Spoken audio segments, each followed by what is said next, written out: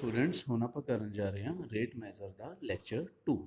ਇਹਦੇ 'ਚ ਆਪਾਂ ਆਰ ਡੀ ਸ਼ਰਮਾ ਦੇ ਕੁਝ ਟ੍ਰਿਕੀ ਕੁਐਸਚਨਸ ਆ ਜਿਹੜੇ ਐਕਸਰਸਾਈਜ਼ 13.2 ਦੇ ਉਹ ਕਰਾਂਗੇ। ਤਾਂ ਪਹਿਲਾ ਕੁਐਸਚਨ ਆਪਾਂ ਪੜ੍ਹਦੇ ਹਾਂ, question number 12। A ladder 13 meter long leans against a wall.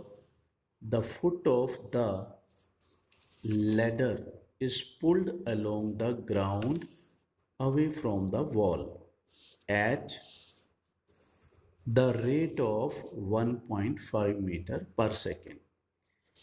How fast is the angle theta between the ladder and the ground is changing when the foot of the ladder is 12 meter away from the wall?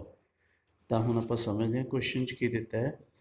Ladder ਦਿੱਤੀ ਹੈ ਇੱਕ 13 metre ਦੀ। ਤਾਂ ladder ਇਸ ਤਰ੍ਹਾਂ ਜਿਵੇਂ ਆਪਾਂ ਦੀਵਾਰ ਨਾਲ ਲਗਾਉਂਦੇ ਹਾਂ, ਤਾਂ ਲੈਡਰ ਨੂੰ ਇਸ ਤਰ੍ਹਾਂ ਇੱਧਰ ਨੂੰ ਕੋਈ ਖਿੱਚ ਰਿਹਾ, ਉਹਦਾ ਪੈਰ ਫੜ ਕੇ ਖਿੱਚ ਰਿਹਾ, ਤਾਂ ਨੈਚੁਰਲੀ ਇਹ ਟੋਪ ਉਹਦਾ ਕੀ ਹੈ, ਥੱਲੇ ਨੂੰ ਆਏਗਾ। ਮਤਲਬ ਵਾਈ ਹੈ ਜਿਹੜੀ ਉਹ ਘਟਦੀ ਜਾਏਗੀ।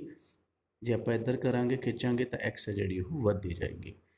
ਇੱਕ ਆਪਾਂ ਨੂੰ ਇਹ ਦੱਸਿਆ ਹੋਇਆ ਕਿ ਇਹਦਾ ਜਿਹੜਾ ਰੇਟ ਆਫ ਚੇਂਜ ਹੈ ਉਹ ਦਿੱਤਾ ਹੋਇਆ ਆਪਾਂ ਨੂੰ ਕਿੰਨਾ, 1.5 ਮੀਟਰ ਪਰ ਸੈਕਿੰਡ। ਤਾਂ ਪਹਿਲੀ ਚੀਜ਼ ਇਹ ਹੈ ਕਿ ਇਹ ਆਪਾਂ ਕਹਿ ਚੁੱਕੇ ਹਾਂ ਕਿ ਐਕਸ ਹੈ ਜਿਹੜਾ ਉਹ ਵੱਧਦਾ ਜਾ ਰਿਹਾ ਹੈ ਕਿਉਂਕਿ ਆਪਾਂ ਦੀਵਾਰ ਤੋਂ ਪਰਾਂ ਨੂੰ ਖਿੱਚ ਰਹੇ ਹਾਂ।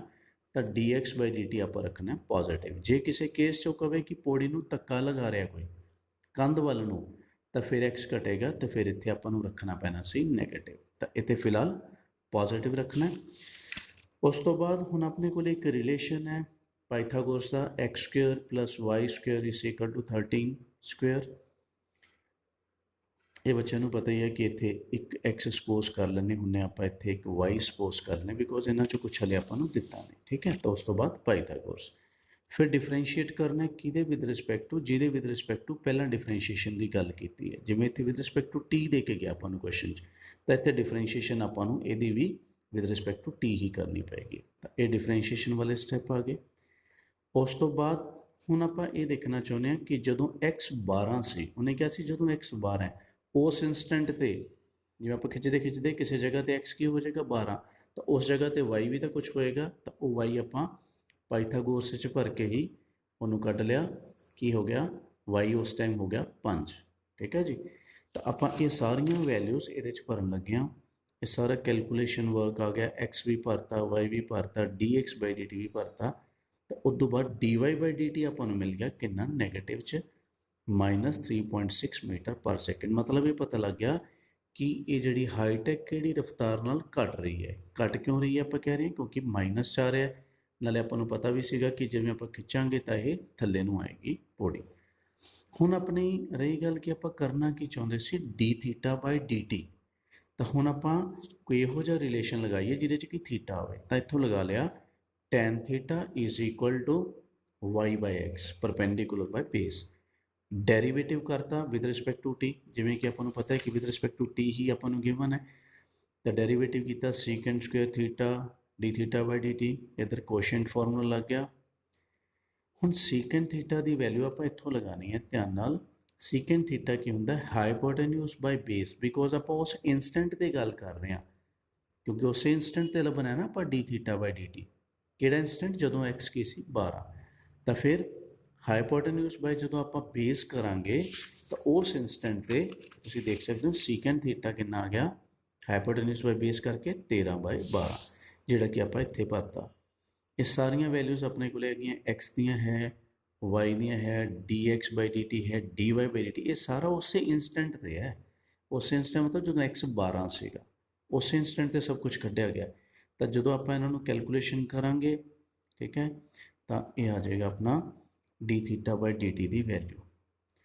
ਇਹ ਆ ਗਈ -0.3। ਤਾਂ ਇਹਦੇ 'ਚ ਇੱਕ ਚੀਜ਼ ਮੈਂ ਦੱਸਣਾ ਚਾਹੁੰਦਾ ਕਿਉਂਕਿ ਬੱਚਿਆਂ ਨੂੰ ਇੱਥੇ ਕਈ ਵਾਰੀ ਇਹ ਨਹੀਂ ਪਤਾ ਲੱਗਦਾ ਕਿ ਇਹਦੇ ਯੂਨਿਟਸ ਕੀ ਲਿਖਣੇ ਆ। ਤਾਂ ਜਿਹੜਾ ਥੀਟਾ ਹੈ ਰੀਅਲ ਨੰਬਰ ਸਿਸਟਮ 'ਚ ਜਿਹੜਾ ਥੀਟਾ ਹੈ ਉਹ ਯੂਜ਼ ਕੀਤਾ ਜਾਂਦਾ ਰੇਡੀਅਨ। ਅਤੇ ਟਾਈਮ ਆਪਾਂ ਨੂੰ ਪਹਿਲਾਂ ਹੀ ਪਤਾ ਸੀ ਸੈਕਿੰਡ 'ਚ।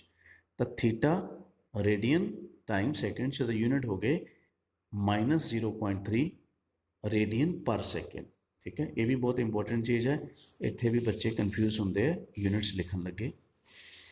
ਓਕੇ ਦੈਨ ਹੁਣ ਇਹਦਾ ਇੱਕ ਬਹੁਤ ਈਜ਼ੀ ਸੋਲਿਊਸ਼ਨ ਤੁਹਾਨੂੰ ਮੈਂ ਦੱਸਣ ਲੱਗਿਆ। ਇਸੇ ਦਾ ਦੇਖੋ ਇਹ ਕਿੰਨਾ ਲੈਂਥੀ ਸੋਲੂਸ਼ਨ ਹੈ, ਇਹ ਆਰ ਡੀ ਸ਼ਰਮਾ 'ਚ ਲਿਖਿਆ ਵੀ ਹੈ ਉਹਨੇ। ਤਾਂ ਇੱਕ ਆਹ ਵਾਲਾ ਈਜ਼ੀ ਸੋਲੂਸ਼ਨ ਦੇਖੋ ਕਿ ਆਪਾਂ ਸਿਰਫ ਟੂ ਦੀ ਪੁਆਇੰਟ ਗੱਲ ਕਰਕੇ ਬਹੁਤ ਛੋਟੀ ਜਿਹੀ ਜਗ੍ਹਾ 'ਤੇ ਉਹ ਸਾਰਾ ਸੋਲੂਸ਼ਨ ਕਰ ਸਕਦੇ ਹਾਂ। ਤਾਂ ਜਿਵੇਂ ਕਿ ਉਹਨੇ ਕਿਹਾ ਸੀਗਾ ਆਪਾਂ ਨੂੰ ਕਿ ਡੀ ਥੀਟਾ ਬਾਈ ਡੀ ਟੀ ਕੱਢੋ, ਤਾਂ ਇਹਦਾ ਮਤਲਬ ਕੋਈ ਰਿਲੇਸ਼ਨ ਰੱਖਣਾ ਪਏਗਾ ਜਿਹੜਾ ਥੀਟਾ ਵਾਲਾ, ਠੀਕ ਹੈ। ਉਦੋਂ ਬਾਅਦ ਕਿਹੜਾ ਰੱਖੀਏ, ਕਿਉਂਕਿ ਆਪਣੇ ਕੋਲੇ ਤਾਂ ਟੀ ਰੇਸ਼ੋ 6 ਹੈਗੀਆਂ, ਸਾਈਨ ਕੋਸ ਟੈਨ ਸੀਕੈਂਟ ਕੋਸੀਕੈਂਟ ਕੋਟੈਂਜੈਂਟ, ਕਿਹੜੀ ਰੱਖੀਏ? ਤਾਂ ਉਹ ਰੱਖਣੀ ਚਾਹੀਦੀ ਆਪਾਂ ਨੂੰ ਜਿਹਦੇ 'ਚ ਕਿ ਐਕਸ ਹੋਵੇ। ਵਾਈ? ਬਿਕੋਜ਼ ਕਿ ਆਪਾਂ ਨੂੰ ਡੀ ਐਕਸ ਬਾਈ ਡੀ ਟੀ ਵੀ ਤਾਂ ਦਿੱਤਾ ਹੈ। ਤਾਂ ਇਹਨਾਂ ਗੱਲਾਂ ਨੂੰ ਮੈਂ ਧਿਆਨ 'ਚ ਰੱਖ ਕੇ ਇੱਕ ਤਾਂ ਥੀਟਾ ਵਾਲਾ ਰਿਲੇਸ਼ਨ ਚੱਕਣਾ ਅਤੇ ਸਿਰਫ ਉਹ ਚੱਕਿਆ ਮੈਂ ਜਿਹਦੇ 'ਚ ਕਿ ਮੈਨੂੰ ਐਕਸ ਚਾਹੀਦਾ ਹੋਵੇ, ਹੈ ਨਾ। ਵਾਈ ਨੂੰ ਮੈਂ ਇਨਵੋਲਵ ਨਹੀਂ ਕੀਤਾ ਇੱਥੇ, ਤਾਂ ਮੈਂ ਕੋਸ ਥੀਟਾ ਲਗਾ ਲਿਆ ਬੇਸ ਬਾਏ ਹਾਈਪੋਟੇਨਿਊਸ। ਦੇਖੋ ਬੇਸ ਕਿੰਨਾ ਐਕਸ, ਹਾਈਪੋਟੇਨਿਊਸ ਕਿੰਨਾ 13। ਉਦੋਂ ਬਾਅਦ ਮੈਂ ਡੈਰੀਵੇਟਿਵ ਕੀਤਾ ਵਿਦ ਰਿਸਪੈਕਟ ਟੂ ਟਾਈਮ, ਠੀਕ ਹੈ। ਇਹ ਸਭ ਸਟੈਪਸ ਤਾਂ ਐਜ਼ ਯੂਜ਼ੁਅਲ ਹੀ ਹੈਗੇ ਹੈ। ਤਾਂ ਇੱਥੇ ਸਾਈਨ ਥੀਟਾ ਦੀ ਵੈਲਿਊ, ਕਿਉਂਕਿ ਸਾਈਨ ਥੀਟਾ ਦੀ ਵੈਲਿਊ ਕੱਢਣੀ ਹੈ ਉਸੇ ਇਨਸਟੈਂਟ 'ਤੇ, ਧਿਆਨ ਰੱਖਣਾ ਆਪਾਂ। ਤਾਂ ਸਾਈਨ ਥੀਟਾ ਕੀ ਹੁੰਦਾ ਹੈ? Perpendicular by hypotenuse. ਪਰਪੈਂਡੀਕੂਲਰ ਮਤਲਬ ਵਾਈ ਦੀ ਵੈਲਿਊ ਉਸ ਇਨਸਟੈਂਟ 'ਤੇ ਕਿੰਨੀ ਹੈ, ਕਿਹੜੇ ਇਨਸਟੈਂਟ 'ਤੇ? ਮਤਲਬ ਜਦੋਂ x 12 ਸੀ ਤਾਂ ਉਹ ਆਪਾਂ ਨੂੰ ਜਿਵੇਂ ਆਪਾਂ ਪਿਛਲੇ ਪਾਰਟ 'ਚ ਕੀਤੀ ਹੈ x 12 ਭਰ ਕੇ ਪਾਈਥਾਗੋਰਸ 'ਚ y ਕਿੰਨਾ ਉਸ ਇਨਸਟੈਂਟ 'ਤੇ 5। ਤਾਂ ਇੱਥੇ ਸਾਈਨ ਥੀਟਾ ਆਪਾਂ ਲਗਾ ਲਿਆ ਪਰਪੈਂਡੀਕੂਲਰ ਮਤਲਬ y ਬਾਏ ਹਾਈਪੋਟੇਨਿਊਸ ਕਿੰਨਾ 13। ਉਹ ਇੱਥੇ ਆਪਾਂ ਯੂਜ਼ ਕਰ ਲਿਆ, ਠੀਕ ਹੈ ਜੀ। ਸਾਈਨ ਥੀਟਾ ਦੀ ਵੈਲਿਊ ਇੱਥੇ ਯੂਜ਼ ਹੋ ਗਈ। ਡੀ ਐਕਸ ਬਾਈ ਡੀ ਟੀ ਆਪਾਂ ਨੂੰ ਦਿੱਤਾ ਹੋਇਆ ਸੀਗਾ, ਤਾਂ ਸਾਰੀ ਕੈਲਕੂਲੇਸ਼ਨ ਤੋਂ ਬਾਅਦ ਇੱਥੇ ਟੀ ਆਏਗਾ, ਸੌਰੀ। ਤਾਂ ਡੀ ਥੀਟਾ ਬਾਈ ਡੀ ਟੀ ਕਿੰਨਾ ਆ ਗਿਆ ਆਪਣਾ ਕੈਲਕੂਲੇਸ਼ਨ ਕਰਕੇ ਸੇਮ ਹੀ -0.3 ਰੇਡੀਅਨ ਪਰ ਸੈਕਿੰਡ। ਤਾਂ ਜੇ ਆਪਾਂ ਥੋੜ੍ਹਾ ਜਿਹਾ ਅਪਰੋਚ ਨੂੰ ਸਹੀ ਰੱਖਾਂਗੇ ਤਾਂ ਆਪਾਂ ਬਹੁਤ ਛੋਟੀ ਜਗ੍ਹਾ 'ਤੇ ਇਹ ਸਾਰਾ ਸੋਲੂਸ਼ਨ ਜੋ ਕਿ ਉੱਪਰ ਕਾਫੀ ਵੱਡਾ ਲੱਗ ਰਿਹਾ ਉਹਨੂੰ ਆਪਾਂ ਕਰ ਸਕਦੇ ਹਾਂ। ਤਾਂ ਇਹ ਦੋਨੇ ਮੈਥਡ ਖਾਸ ਕਰਕੇ ਇਹ ਵਾਲਾ ਬੱਚੇ ਧਿਆਨ ਰੱਖਣਗੇ। ਅੱਗੇ ਚੱਲਦੇ ਹਾਂ ਹੁਣ ਆਪਾਂ। ਇਸ ਤੋਂ ਬਾਅਦ ਆਪਾਂ ਪੜ੍ਹਨ ਲੱਗੇ ਹਾਂ ਕੁਐਸਚਨ ਨੰਬਰ 13 ਉਸੇ ਐਕਸਰਸਾਈਜ਼ ਦਾ ਆਰ ਡੀ ਸ਼ਰਮਾ ਦਾ। A particle moves along the curve y is equal to x square plus 2x at what point या points on the curve are the x and y coordinates of the particle changing at the same rate। Point ਲੱਭਣ ਨੂੰ ਕਿਹਾ ਹੈ ਜਾਂ points ਦੇਖ ਲਾਂਗੇ question 'ਚ ਕੀ ਹੁੰਦਾ ਹੈ, ਬਟ ਉਹਨੇ ਕੀ ਕਿਹਾ x the rate of change ਤੇ y the rate of change same ਹੈ। ਤਾਂ ਹੁਣ ਕਈ ਵਾਰੀ ਬੱਚੇ ਇੱਥੇ ਕਨਫਿਊਜ਼ ਹੁੰਦੇ ਆ ਕਿ ਰੇਟ ਆਫ ਚੇਂਜ ਲਗਾਉਣਾ ਕਿਹਦੇ ਵਿਦ ਰਿਸਪੈਕਟ ਟੂ ਲਗਾਈਏ। ਤਾਂ ਮੈਂ ਦੱਸਣਾ ਚਾਹੁੰਦਾ ਸਟੂਡੈਂਟਸ ਨੂੰ ਕਿ ਇੱਥੇ ਵਿਦ ਰਿਸਪੈਕਟ ਟੂ ਕੁਛ ਵੀ ਲਗਾ ਸਕਦੇ ਹੋ ਤੁਸੀਂ, ਪਰ ਦੋਨਾਂ ਦਾ ਸੇਮ ਲਗਾਉਣਾ ਹੈ।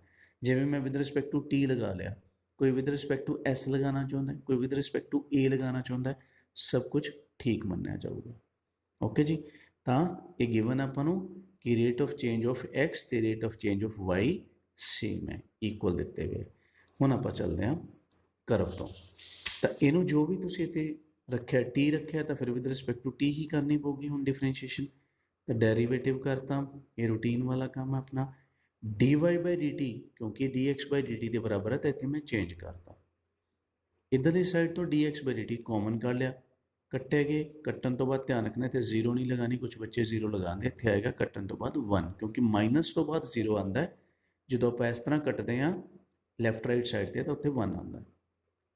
ਉਸ ਤੋਂ ਬਾਅਦ ਜਨਰਲ ਕੈਲਕੂਲੇਸ਼ਨ ਹੈ x ਆ ਗਿਆ, ਬਿਕੋਜ਼ ਆਪਾਂ ਪੁਆਇੰਟ ਕੱਢਣਾ ਹੈ ਤਾਂ ਸਿਰਫ x ਦੀ ਵੈਲਿਊ ਆਈ ਹੈ ਐਬਸੀਸਾ, ਇਹਨੂੰ ਇਹਦੇ 'ਚ ਭਰ ਦਿਓ y ਦੇ ਵਿੱਚ, ਠੀਕ ਹੈ ਜੀ। ਤਾਂ ਆਪਣਾ y ਕਿੰਨਾ ਆ ਗਿਆ -3/4। ਤਾਂ ਕੁੱਲ ਮਿਲਾ ਕੇ ਪੁਆਇੰਟ ਇਹ ਬਣ ਗਿਆ -1/2 -3/4। Okay, let's move to the next question. Question 14.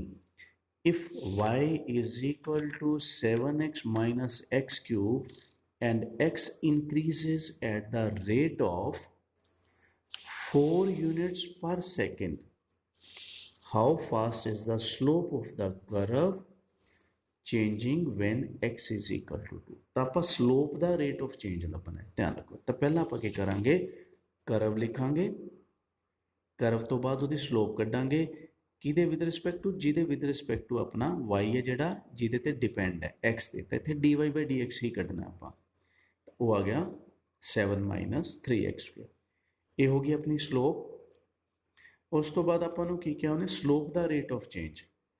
ठीक है जी। Slope the rate of change किहदे विद रिस्पैक्ट टू कड्ढीए एम का ध्यान रखना हुण इहनूं नहीं देखण की जरूरत ये एम है अपनी एम नूं किहदे विद रिस्पैक्ट टू डिफरेंशिएट करिए तो एक चीज़ आपां नूं क्वेश्चन चो देखे गया कि x increases at the rate of 4 metre per second तो इत्थों dx बाय dt दे गया सी 4 यूनिट्स पर सैकेंड तो इत्थों पता लग गया कि डिफरेंशिएशन सानूं करनी चाहिए विद रिस्पैक्ट टू टाइम इत्थों स्लोप की डिफरेंशिएशन शुरू होगी फिर अपनी D M by D T इधर डिफरेंशिएशन का स्टैप चल पाया तो उन्हें क्या कि सीगा at x is equal to 2 ते लभो स्लोप का रेट ऑफ चेंज तो हुण आप एक्स इज इक्वल टू 2 भर रहे हैं लास्ट से D x by D T की वैल्यू भी भर रहे हैं तो वह की आ जाएगा -48 इत्थे यूनिट्स लिखने की कोई जरूरत नहीं बिकॉज स्लोप के कोई यूनिट नहीं होंगे ठीक है उन्हें इत्थे छड्डना -48 ओके नेक्स्ट क्वेश्चन देखते हैं 16th find an angle theta which increases twice as fast as its sine कोई एंगल थीटा है वो क्या कह रहा है जिदा रेट ऑफ चेंज मतलब थीटा का रेट ऑफ चेंज किहदे बराबर है दुगना हैगा ट्वाइस है किहदा rate of change sine theta का तो आप लिख लिया देखो क्वेश्चन च दिता है कि D theta by D T is twice derivative of sine theta with respect to T तो इत्थे हुण कई बार बच्चे फिर कहते कि टी क्यों लगाया तो इत्थे मैं दसना चाहुंदा कि इत्थे कुछ भी लगा सकते हैं क्योंकि उन्हें कुछ मैंशन नहीं किया तो ये अपनी चॉइस होएगी टी लगाना है एक्स लगाना है ए लगाना है कुछ भी लगा सकते हैं पर लगाना दोनों साइड से सेम ही है तो इत्थे D theta by D T ये अपन दिता हुआ सीगा ना twice derivative of sine theta with respect to T तो साइन थीटा का डेरीवेटिव कर लिया जो कि रूल के मुताबिक ये होना चाहिए C into D theta by D theta by D T cut लिया इधर आ गया 1 उदों बाद कैलकुलेशन चल पी कॉस थीटा आ गया 1/2 तो थीटा कितना आ गया π/3 तो उन्हें क्या फाइंड एन एंगल तो इतने ध्यान रखना है कि जो एक एंगल क्या हो तो आपको कोशिश करनी चाहिए है कि आप 0 ते 90 के मतलब पहले क्वाड्रेंट के ही रहिए जे वो अपन थोड़ा जो ओपन दे देंगे चॉइस तो आप क्वाड्रेंट सिस्टम के अकॉर्डिंग बहुत सारे आंसर्स ये लिख सकते हैं फिलहाल एक एंगल क्या था इनू 90 तक ही रखना चाहिए आपको तो ये हो गया जी theta is equal to π/3 thank you so much for watching next lecture आप करा कुछ होर क्वेश्चनस ऐसे एक्सरसाइज से